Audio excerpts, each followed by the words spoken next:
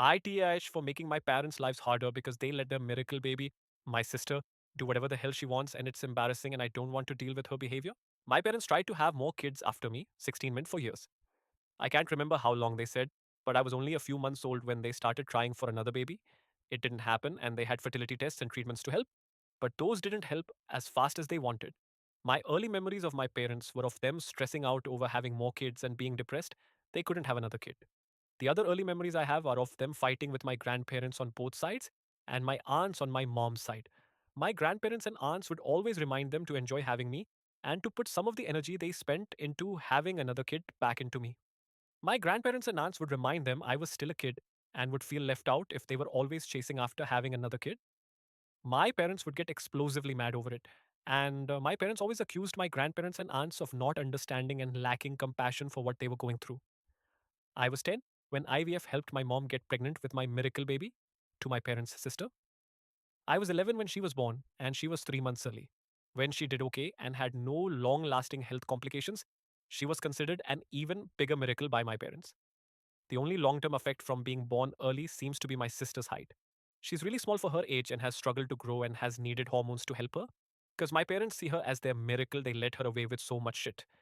She's spoiled excessively. She takes over every house she's in, whether it's ours or someone she visits.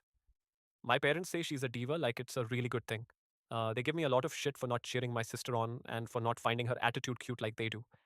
They get mad at me when I tell her not to steal food off my plate. They get mad at me if I keep my stuff out of her reach, or when I eat with my arm around my plate so she can't take stuff. They get mad when I say no to my sister. They get mad that I don't buy her gifts or treats. I got my first job this summer, still working there, and my parents expected me to bring home candy and ice cream to my sister, or to buy her Barbies or something.